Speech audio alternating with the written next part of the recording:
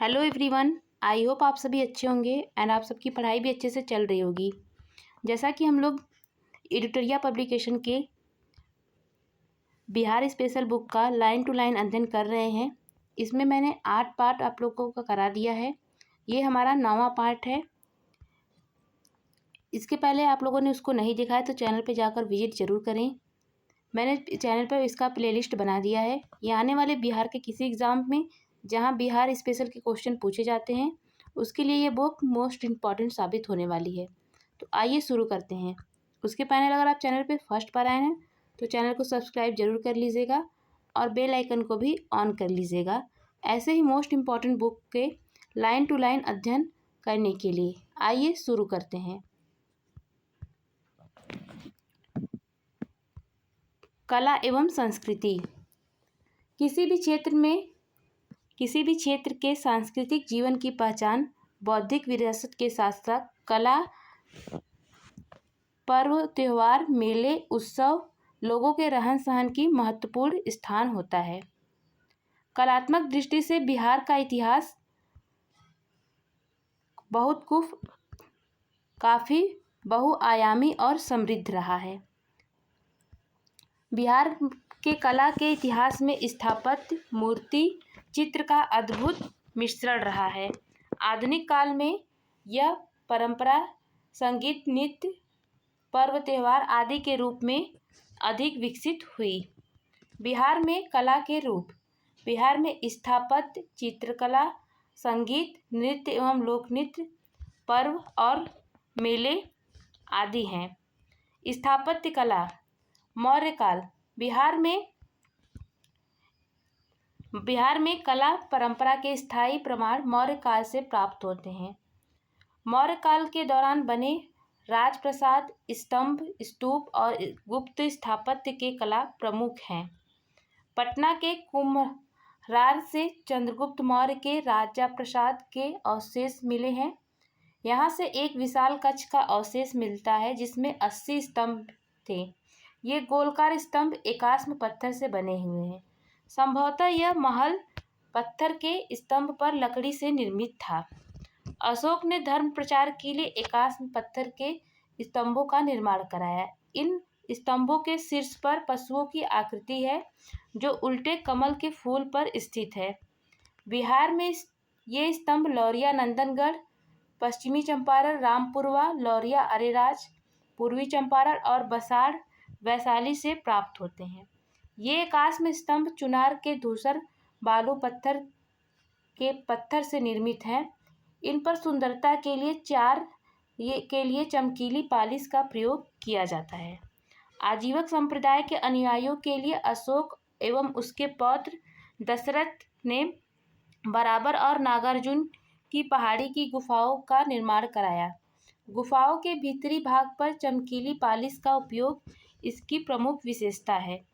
मौर्य कला के मूर्ति के अवशेष पटना एवं उसके आसपास से प्राप्त होते हैं। पटना से यक्ष की 2 मूर्तियां प्राप्त हुई हैं। ये हल्के भूरे रंग के बालू पत्थर से निर्मित है। पटना के लोहानीपुर से पुरुष के नग्न रूप में 2 मूर्तियां प्राप्त हुई हैं। संभवतः ये जैन तीर्थंकरों की मूर्तियां हैं। इनका निर्माण जैन शैली में कयोस्कर मुद्रा में हुआ है।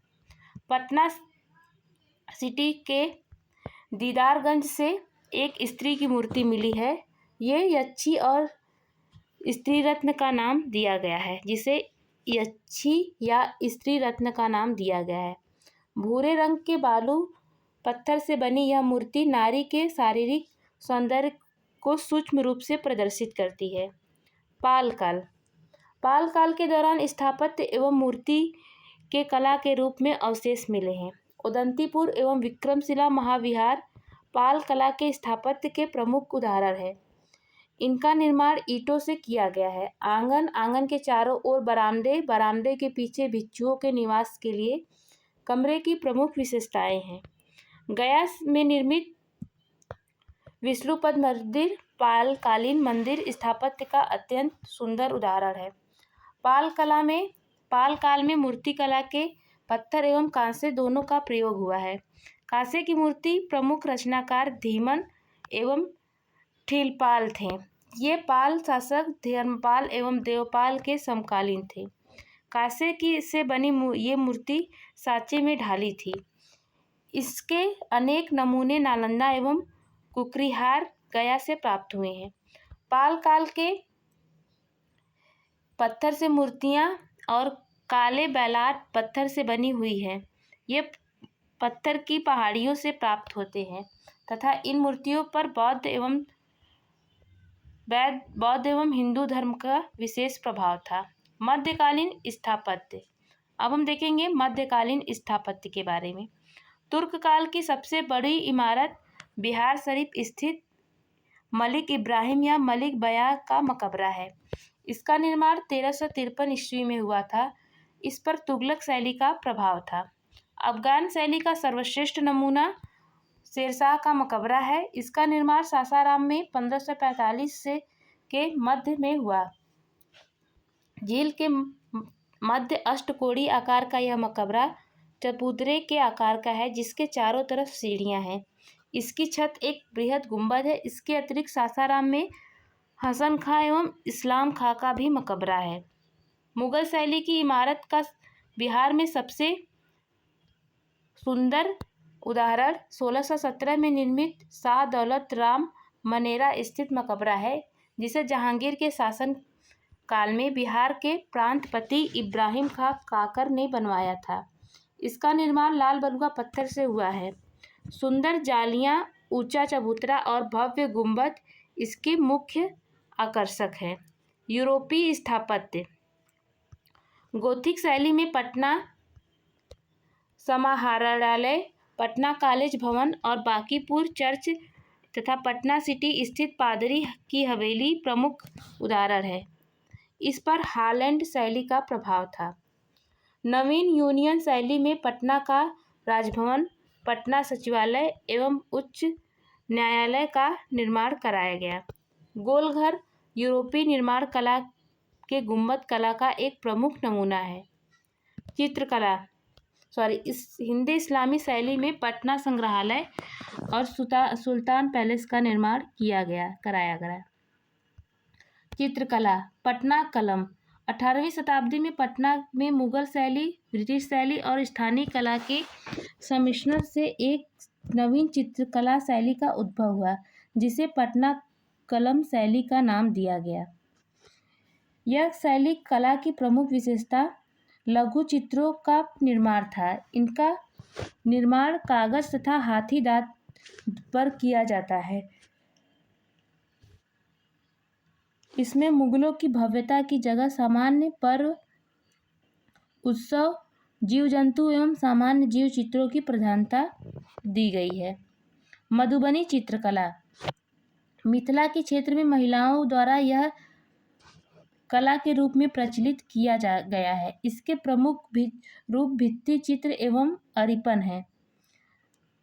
प्राकृतिक रंगों पर भरा यह चित्रकला धार्मिक एवं वनस्पति चित्रों की प्रधानता है। यह बिहार की प्रमुख प्रचलित कला है। मंजूषा चित्रकला। यह कला बिहार के भागलपुर एवं उसके आसपास अंग प्रदेश में प्रचलित है। यह स्थानीय लोक कला जिसमें लोक गाथा को चित्रण द्वारा प्रस्तुत किया जाता है। इसमें कहानी को क्रमिक एवं क्रमबद्ध रूप में चित्रित किया जाता है। यह कला बहुला विषहारी की लोक गाथा पर आधारित है। थंका चित्रकला। गौतम बुद्ध के जीवन एवं उनकी शिक्षाओं से संबंधित चित्रकला को थंका चित्रकला कहा जाता है। थंका तिब्बती भाषा का शब्द है। इसका अर्थ होता है जिसे लपेटा जा सके। थंका चित्रकला भारतीय तिब्बती संस्कृति की मिश्रण शैली है। जाटोपिया चित्रकला। यह संथाल जनजाति क्षेत्र के रीति रिवाजों एवं धार्मिक मान्यताओं पर आधारित चित्रकला शैली है। जनजातियों द्वारा कपड़े या कागज पर जाटोपिया चित्रकारी की जाती है। संगीत कला। बिहार में उत्सवों, त्योहारों एवं शुभ अवसरों पर स्थानीय संगीत का प्रचलन रहा है। चैता चैत माह में गाया जाने वाला लोकगीत है। फाग फाल्गुन माह में होली के अवसर पर गाया जाने वाला लोकगीत है। कजरी यह सावन के समय युवक युवतियों द्वारा गाया जाने वाला लोकगीत है। 12मासा इसमें वर्ष के प्रत्येक माह की विशेषताओं का गीत द्वारा वर्णन किया जाता है। जांतसारी यह महिलाओं द्वारा चक्की अथवा जाता का उपयोग करते समय गाया जाने वाला लोकगीत है। नचारी यह भगवान शिव की स्मृति में गाया जाता है। यह प्रख्यात कवि विद्यापति के गीतों का संकलन है। सोहर शिशुओं के जन्म पर महिलाओं द्वारा गाया जाता है। सुमंगली लगनी विवाह के शुभ अवसर पर महिलाओं द्वारा गाया जाता है। बटोहिया यह देशभक्ति से भरा गीत है। यह गीत श्री रघुवर नारायण की रचना है। फिंगरिया यह देशभक्ति से भरा गीत है। इसका प्रचलन स्वतंत्रता आंदोलन के समय बहुत अधिक था। पूर्वी इसमें बिरहनियाँ अपनी दयनीय स्थिति का वर्णन गीतों द्वारा करती हैं। लोक नृत्य एवं लोकनाट्य जोगड़ी नृत्य होली के अवसर पर गांव की टोली द्वारा गीत एवं नृत्य किया जाता है। लौड़ा नृत्य शुभ अवसरों एवं त्योहारों में पुरुषों द्वारा स्त्री का रूप धारण कर नृत्य किया जाता है। करिया झूमर नृत्य यह मिथिला क्षेत्र में प्रचलित स्थानीय नृत्य है। इसमें लड़कियां समूह में गाती हैं और नृत्य करती हैं। झिंझिया नृत्य यह नृत्य ग्रामीण लड़कियों एवं महिलाओं द्वारा किया जाता है। इसमें मुख्य लड़की अपनी सर पर चित्रा वाली घड़ा रखती है तथा उसके अंदर दीप जलाकर नृत्य करती है। आगे है सामा चकेवा। कार्तिक माह में लड़कियों एवं महिलाओं द्वारा नाट्य के रूप में किया जाता है। यह भाई बहन से संबंधित नाट्य है। आगे है डोमकच। यह विवाह के अवसर पर बारात चले जाने के बाद घर की महिलाओं द्वारा किया जाता है। यह हास परिहास से संबंधित नाट्य है। डोमकच नाट्य। जाट जटनी नाट्य इसमें नाट्य द्वारा जटनी के वैवाहिक जीवन का प्रदर्शन किया जाता है। विदेशिया इसमें पुरुष द्वारा महिला रूप धारण कर नाट्य प्रस्तुत किया जाता है। यह लौंडा नृत्य का रूप है। विदेशिया भिखारी ठाकुर की कृति है। आगे है पर्व त्योहार। बसंत पंचमी बिहार के माघ शुक्ल पंचमी को बसंत पंचमी को मनाया जाता है। यह विद्यार्थियों के बीच सरस्वती पूजा के रूप में अधिक लोकप्रिय है। रामनवमी यह राम के जन्मोत्सव पर चैत्र मास में शुक्ल पक्ष में राम नवमी के अवसर पर मनाया जाता है। राम का पाठ किया जाता है एवं झांकी निकाली जाती है। होली यह फाल्गुन माह के पूर्णिमा को यह त्यौहार धूमधाम एवं रस गुलाल के साथ मनाया जाता है। शिवरात्रि भगवान शिव एवं माता पार्वती के विवाह के अवसर पर यह मनाया जाता है। रक्षाबंधन श्रावण मास की पूर्णिमा को यह त्यौहार मनाया जाता है। इसमें भाई की कलाई पर राखी बांधती हैं बहनें तथा अपनी रक्षा का वचन लेती हैं। तीज व्रत यह सुहागन महिलाएं अपने पति की लंबी उम्र के लिए करती हैं। इसमें महिलाएं कठोर उपवास करती हैं। जन्माष्टमी भगवान श्री कृष्ण के जन्म के अवसर पर यह त्यौहार भाद्र मास की अष्टमी को मनाया जाता है। विजयदशमी अश्विनी माह के 10वीं तिथि को बुराई पर अच्छाई की जीत के रूप में मनाया जाता है। इस दिन रावण का पुतला दहन किया जाता है। दीपावली कार्तिक माह के अमावस्या को यह त्यौहार मनाया जाता है।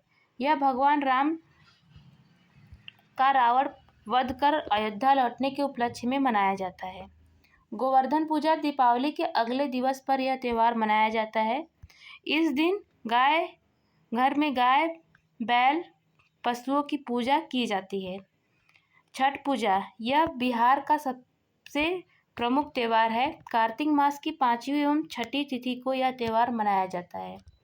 इस अवसर पर व्रती उपवास रहकर सूर्य एवं जल की पूजा करती हैं। गुरु गोविंद सिंह जयंती सिखों के 10वें गुरु गोविंद सिंह के जन्म दिवस पर शोभा यात्रा कर मनाया जाता है। गुरु गोविंद सिंह का जन्म स्थान पटना बिहार है।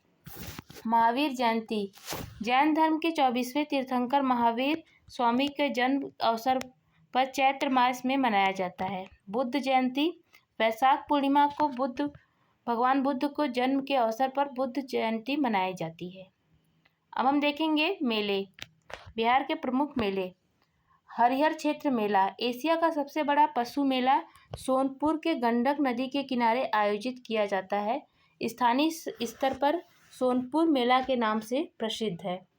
कार्तिक पूर्णिमा मेला यह पूर्णिमा के दिन सोनपुर में गंगा स्नान के रूप में लगता है। इस दिन लोग गंगा स्नान कर हरिहर नाथ की पूजा करते हैं। इस दिन सोनपुर मेला 1 मास के लिए प्रारंभ होता है। वैशाली का मेला महावीर की जन्मस्थली में चैत्र मास में वैशाली का मेले का आयोजन किया जाता है। जानकी मेला सीतामढ़ी में सीता माता की जन्मस्थली पर चैत्र मास में जानकी मेले का आयोजन किया जाता है। सौराठ मेला मिथिलांचल मधुबनी में शादी विवाह को सुगम बनाने के लिए इस मेले का आयोजन किया जाता है। यह मेला प्रतिवर्ष जेठ माह या आषाढ़ माह में लगता है। इसमें पिता अपनी पुत्रों के लिए योग्य वर चुनते हैं। पितृपक्ष मेला प्रत्येक वर्ष सितंबर अक्टूबर माह में इसका आयोजन किया जाता है। इस मेले में हिंदू धर्म के लोग अपने पूर्वजों से मोक्ष के लिए फाल्गु नदी के तट पर पिंडदान करते हैं। मदार मेला बांका जिले में मदार पहाड़ी पर प्रत्येक वर्ष मकर संक्रांति के अवसर पर मदार मेला लगता है। मलमास मेला यह राजगीर में मलमास माह में लाखों भक्तगण पानी के झरने से स्नान करने एवं पूजा करने आते हैं। बिहार के विभूति एवं उनके उपनाम कुंवर सिंह इनका नाम उपनाम बाबू है और राजेंद्र प्रसाद इनका नाम देशरत्न या अजातशत्रु है। जयप्रकाश नारायण इनका नाम लोक नारायण है। श्री कृष्ण सिंह इन्हें बिहार केसरी के नाम से जाना जाता है। कर्पूरी ठाकुर इनको जगनायक के नाम से जाना जाता है। अनुग्रह नारायण इन्हें बिहार विभूति के नाम से जाना जाता है। वैद्यनाथ श्री मिश्र इन्हें नागार्जुन के नाम से जाना जाता है। जगजीवन राम इन्हें बाबूजी के नाम से जाना जाता है। रामधानी सिंह दिनकर इन्हें राष्ट्र कवि के रूप में जाना जाता है। अब हम देखेंगे बिहार के प्रमुख व्यक्तित्व। प्राचीन काल इसमें गौतम बुद्ध बौद्ध धर्म के संस्थापक गौतम बुद्ध थे। उनका जन्म 563 ईसा पूर्व में हुआ था। वे शाक्य कुल के क्षत्रिय थे। उन्हें ज्ञान की प्राप्ति बोधगया में निरंजना नदी फाल्गु के तट पर बोधि वृक्ष के नीचे हुआ। उनको 883 ईसा पूर्व में कुशीनगर में महापरिनिर्वाण की प्राप्ति हुई। उन्होंने मध्यम मार्ग का प्रतिपादन किया। महावीर स्वामी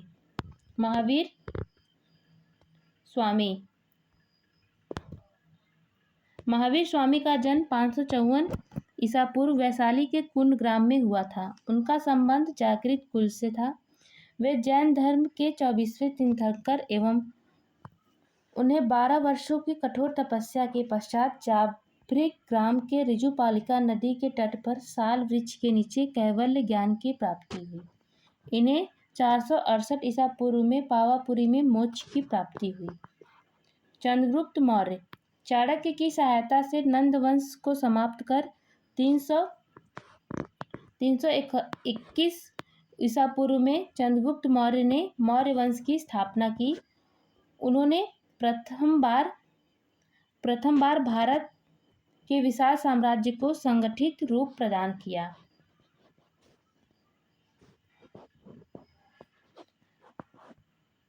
चाणक्य या कौटिल्य चंद्रगुप्त मौर्य के राजनीतिक गुरु एवं प्रधानमंत्री चाणक्य थे। उन्होंने राजनीतिक एवं प्रशासनिक विषयों पर आधारित अर्थशास्त्र की रचना की। अब हम देखेंगे अशोक के बारे में। मौर्य वंश का सबसे महान शासक अशोक चंद्रगुप्त मौर्य का पौत्र एवं बिंदुसार का पुत्र था। अशोक अपने शांति, सद्भाव एवं जन कल्याणकारी शासन के लिए प्रसिद्ध था। अशोक ने बौद्ध धर्म को स्वीकार किया तथा उसके प्रसार के लिए स्तंभ शिलालेख का प्रयोग किया। आर्यभट्ट आर्यभट्ट गुप्त काल के प्रसिद्ध गणितज्ञ एवं खगोल शास्त्री थे। उन्होंने बीजगणित की प्रारंभ आधारशिला रखी। उन्होंने आर्यभट्टीय एवं आर्य सिद्धांत की रचना की। उन्होंने दशमलव एवं शून्य पद्धति का आविष्कार किया। अब देखेंगे याज्ञवल्क्य के बारे में। याज्ञवल्क्य के बारे में याज्ञवल्क्य विदेह मिथिला के राजा जनक के समकालीन थे। उन्होंने शतपथ ब्राह्मण, याज्ञवल्क्य स्मृति आदि की रचना की। पाणिनि, ये पाटलिपुत्र निवासी पाणिनि के प्रसिद्ध संस्कृत व्याकरण अष्टाध्यायी की रचना की। जीवक बिंबिसार के समकालीन थे। वे एक प्रसिद्ध आयुर्वेदाचार्य जीवक के महात्मा बुद्ध एवं उज्जैन के राजा चंद्रप्रद्योत का उपचार किया था। अश्वघोष बौद्ध महाकवि एवं दार्शनिक थे। वे कनिष्क के समकालीन थे। उनकी प्रसिद्ध रचना बुद्ध चरितम है। बाणभट्ट हर्षवर्धन के समकालीन थे। उन्होंने हर्षचरित एवं कादंबरी की रचना की। कादंबरी विश्व का सबसे प्राचीन उपन्यास है। आगे है दीपांकर श्रीज्ञान। ये विक्रमशिला विश्वविद्यालय के प्रसिद्ध आचार्य थे। उन्हें तिब्बत शासक के निमंत्रण पर तिब्बत भेजा गया। वे बौद्ध धर्म के प्रमुख ज्ञाता थे। मंडन मिश्र मिथिला क्षेत्र के प्रसिद्ध विद्वान एवं दार्शनिक थे। उन्हें आचार्य शंकराचार्य के साथ शास्त्रार्थ किया था। अब हम देखेंगे मध्यकाल के प्रमुख व्यक्तित्व के बारे में।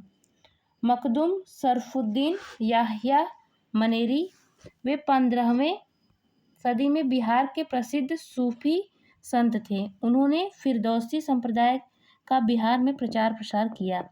शेरशाह, भारत का सर्वश्रेष्ठ अफगान शासक जिसने मुगल सत्ता को समाप्त कर सूर्यवंश की स्थापना की।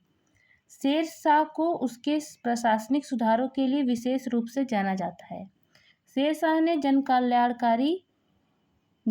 के लिए कृषि, संचार, यातायात आदि में व्यापक सुधार किए। विद्यापति बिहार के दरभंगा के प्रसिद्ध श्रृंगार रस के कवि थे। उनकी मैथिली एवं संस्कृत की रचनाएं काफ़ी प्रसिद्ध हैं। उनकी संस्कृत रचनाओं में पुराण संग्रह, विभासागर, गंगा काव्यावली एवं प्रमुख हैं। मैथिली कवि मैथिली कोकिल भी कहा जाता है। आगे है गुरु गोविंद सिंह, सिख धर्म के 10वें गुरु, जिनका जन्म 1666 ईस्वी में पटना में हुआ। उन्होंने सिखों के लिए पंच ककार, केस, कंघा, कड़ा, कृपाण और कच्छ को अनिवार्य किया। 1708 ईस्वी में नंदेड़ के एक अफगानी द्वारा उनकी हत्या कर दी गई। अब हम देखेंगे आधुनिक काल के प्रमुख जो व्यक्तित्व रहेंगे उनके बारे में हम देखेंगे। आधुनिक काल के पीर अली पटना सिटी के पुस्तक विक्रेता, जिसे पटना में 1857 की क्रांति का बिगुल फूंका। अंग्रेजों से संघर्ष के पश्चात उन्हें फांसी की सजा दे दी गई। वीर कुंवर सिंह जगदीशपुर के जमींदार, जिसे 1857 की क्रांति में बिहार का नेतृत्व किया। 75 वर्ष की आयु में भी उन्होंने 1 वर्ष तक अंग्रेजों से संघर्ष कर कठिन चुनौती दी। डॉक्टर सच्चिदानंद सिन्हा, पृथक बिहार के निर्माता के रूप में उन्हें जाना जाता है। वे संविधान सभा के प्रथम अस्थायी अध्यक्ष थे। मौलाना मजरूर हक बिहार के मुस्लिम स्वतंत्रता सेनानियों में सबसे अग्रणी थे। उन्होंने असहयोग एवं खिलाफत आंदोलन में सक्रिय भूमिका निभाई। उन्होंने पटना में 1920 में सदाकत आश्रम की स्थापना की थी। गांधी जी उन्हें देशभूषण कहते थे। डॉक्टर राजेंद्र प्रसाद स्वतंत्र भारत के प्रथम राष्ट्रपति थे। उनका जन्म 3 सितंबर 1884 को सिवान के जिरदोई में हुआ था। वे 1906 ईस्वी में बिहार छात्र सम्मेलन में सक्रिय भूमिका में आए।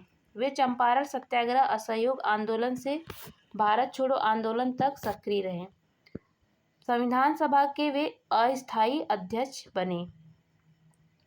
आगे है हसन इमाम। पटना के निवासी हसन इमाम पेशे से बैरिस्टर थे। उन्होंने स्वतंत्रता आंदोलन के खिलाफ आंदोलन, सविनय अवज्ञा आंदोलन में सक्रिय रूप से भाग लिया। बिहार में उन्होंने साइमन कमीशन का विरोध किया। भिखारी ठाकुर का जन्म 1887 में सारण के कुतुबपुर में हुआ था। वे भोजपुर के लोक गायक, लोक कलाकार थे। उन्हें भोजपुर का शेक्सपियर कहा जाता है। भोजपुर का शेक्सपियर किसे कहा जाता है? भिखारी ठाकुर को। विदेशिया उनकी सबसे प्रसिद्ध कृति है। विदेशिया उनकी सबसे प्रसिद्ध कृति है।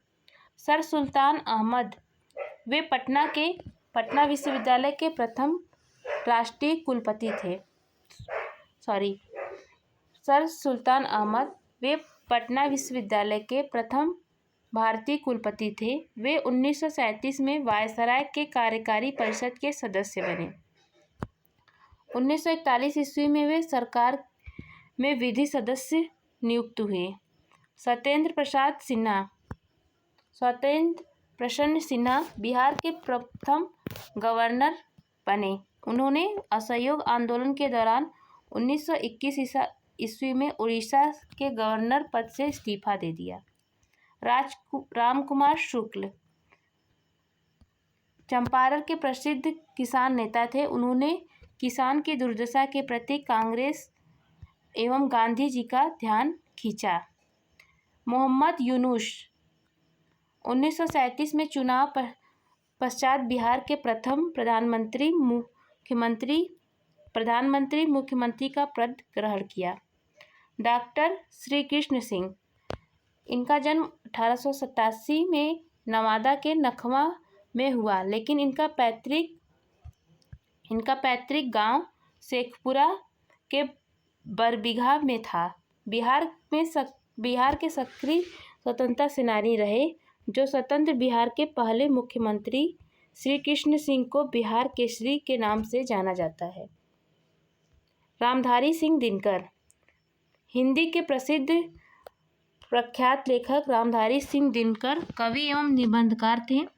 उनका जन्म 1908 ईस्वी में बेगूसराय के सिमरिया में हुआ था। उन्हें स्वतंत्रता पूर्व विद्रोही कवि के रूप में जाना जाता था। स्वतंत्रता पश्चात उन्हें राष्ट्र कवि के रूप में जाना जाता है। उनकी प्रमुख रचनाएं कुरुक्षेत्र, उर्वशी, हुंकार, रेणुका, रसवंती आदि हैं। फणीश्वर नाथ रेणु इनका जन्म 1921 में अररिया जिले के फारसीगंज में औराही में हुआ था। हिंदी उपन्यासों में उन्हें आंचलिक लेखकों के रूप में जाना जाता है। उनकी प्रमुख रचना मैला आंचल है। अनुग्रह नारायण सिन्हा इनका जन्म औरंगाबाद के पोइअवा में हुआ था। इन्होंने 1917 में चंपारण सत्याग्रह में गांधी जी का साथ दिया। स्वतंत्रता पश्चात उन्होंने बिहार में मंत्री का पद संभाला। उन्हें बिहार विभूति की संज्ञा दी जाती है। जयप्रकाश नारायण इनका जन्म 1909 ईस्वी में बिहार के सारण के सिताब दायरा गांव में हुआ था। लोकनायक के नाम से प्रसिद्ध जयप्रकाश नारायण का राजनीतिक जीवन सविनय अवज्ञा आंदोलन में प्रारंभ हुआ। उन्होंने 1942 की क्रांति में विशेष भूमिका निभाई। उन्होंने आज़ाद दास्ता का गठन किया। स्वतंत्रता पश्चात 1975 में उन्होंने संपूर्ण क्रांति का नेतृत्व किया। 1965 में उन्होंने मैग्सेसे पुरस्कार दिया गया था। स्वामी सहजानंद सरस्वती को भारत के किसान आंदोलन का जनक कहा जाता है। उन्होंने सन्यासी जीवन व्यतीत करते हुए किसानों के अधिकारों के लिए संगठन का नेतृत्व किया। 1929 में उन्होंने बिहार प्रांतीय किसान सभा का गठन किया और उन्होंने 1936 में भारतीय किसान सभा की स्थापना की। उन्होंने हुंकार पत्रिका में अपने विचार प्रस्तुत किए। कर्पूरी ठाकुर, इनका जन्म 1924 में बिहार के समस्तीपुर में हुआ। उन्हें गरीबों का मसीहा के रूप में जाना जाता है। स्वतंत्रता पश्चात वे बिहार के दूसरे उप मुख्यमंत्री बने। बाद में वह 1970 में मुख्यमंत्री बने। राहुल सांकृत्यायन, वे हिंदी के प्रमुख साहित्यकार थे। उनका मूल नाम केदारनाथ पांडे था। उनका जन्म 1993 ईस्वी में उत्तर प्रदेश आजमगढ़ में हुआ था। उनके ज्ञान भंडार के लिए उन्हें महापंडित की उपाधि दी गई थी। उन्होंने बिहार किसान आंदोलन में प्रमुखता से भाग लिया। उन्होंने सीवान के अंबारी अन्नारी सत्याग्रह का नेतृत्व किया था। फिर आगे है खान बहादुर खुदास खां। इनका जन्म 1842 ईस्वी में सीवान के उखई में हुआ था। उन्होंने पटना के प्रसिद्ध खुदा बख्श लाइब्रेरी की स्थापना की। स्वतंत्रता पश्चात इसे राष्ट्रीय धरोहर मानते हुए 1969 में संसद द्वारा पारित प्रस्ताव के तहत इसका नियंत्रण भारत सरकार द्वारा किया जाने लगा। रामवृक्ष बेनीपुरी, इनका जन्म 1999 में मुजफ्फरपुर के बेनीपुर गांव में हुआ था। इन्होंने स्वतंत्रता आंदोलन में सक्रिय भूमिका निभाई और जेल भी गए। उन्होंने युवक नामक समाचार पत्र का संपादन किया। उनकी प्रमुख रचना माटी की मूर्तें, चिता के फूल, संघमित्रा और तथागत आदि हैं। नागार्जुन, इनका वास्तविक नाम वैद्यनाथ मिश्र था। इनका जन्म 1911 ईस्वी में मधुबनी के सतलखा गांव में हुआ था। नागार्जुन ने हिंदी, मैथिली, संस्कृत एवं बांग्ला में अपनी मौलिक संरचनाएं लिखी। उनकी प्रसिद्ध रचनाएं थी युगधारा, प्लासी पथराई आंखें, बलशनामा, सतरंगे पंखों वाली और तालाब में मछलियां आदि। बिस्मिल्लाह खां, उत्साह बिस्मिल्लाह खां का जन्म 1916 ईस्वी में बक्सर के डुमराव गांव में हुआ था। वे शनाई वादन के लिए प्रसिद्ध थे। उन्होंने प्रथम स्वतंत्रता दिवस 15 अगस्त 1947 पर लाल किले पे शहनाई वादन किया। सन 2001 में उन्हें भारत रत्न से सम्मानित किया गया था। बिहार के वे विभूति जिन्हें भारत रत्न मिला। डॉक्टर राजेंद्र प्रसाद को वर्ष 1962 में भारत रत्न मिला। उन्हें स्वतंत्रता सेनानी एवं संविधान सभा अध्यक्ष और भारत के प्रथम राष्ट्रपति के रूप में उत्कृष्ट कार्यों के लिए भारत रत्न मिला। जयप्रकाश नारायण, इन्हें 1999 में स्वतंत्रता सेनानी, आज़ाद रास्ता के संस्थापक और संपूर्ण क्रांति के जनक के जैसे उत्कृष्ट कार्यों के लिए भारत रत्न मिला। बिस्मिल्लाह खां को 2001 में सुप्रसिद्ध शहनाई वादक बिहार गौरव से सम्मानित किया गया। कर्पूरी ठाकुर को 2024 में समाजवादी नेता और बिहार के भूतपूर्व मंत्री और बिहार के आरक्षण के जन्मदाता के रूप में मिला। अब हम देखेंगे बिहार विशेष विविध। इसमें मिसलेनियस को हम देखेंगे। विश्व का प्रथम लोकतांत्रिक गणराज्य लिच्छवी रहा। विश्व का प्रथम विश्वविद्यालय नालंदा विश्वविद्यालय रहा। विश्व का प्रथम वैभवशाली नगर पाटलिपुत्र रहा। विश्व का प्रथम खगोल विज्ञान आर्यभट्ट रहा। विश्व का प्रथम खगोल वैज्ञानिक आर्यभट्ट रहे। विश्व के प्रसिद्ध राष्ट्रपति राजेंद्र प्रसाद रहे। संविधान सभा के अस्थायी अध्यक्ष सच्चिदानंद सिन्हा थे। संविधान सभा के स्थायी अध्यक्ष डॉक्टर राजेंद्र प्रसाद थे।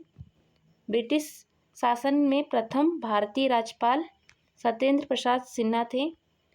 ब्रिटिश शासन में बिहार के प्रथम राज्यपाल सर जेम्स स्टीफन 1935 में। स्वतंत्र बिहार के प्रथम राज्यपाल जयाराम दास दौलतराम 1947।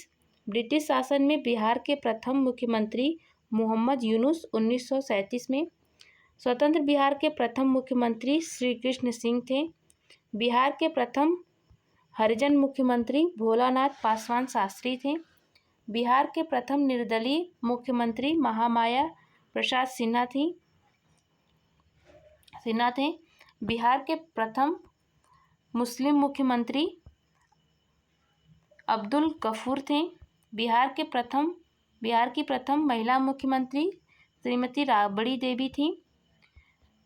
पटना उच्च न्यायालय के प्रथम मुख्य न्यायाधीश सर एडवर्ड मेनार्ड थे। जेम्स केफर थे।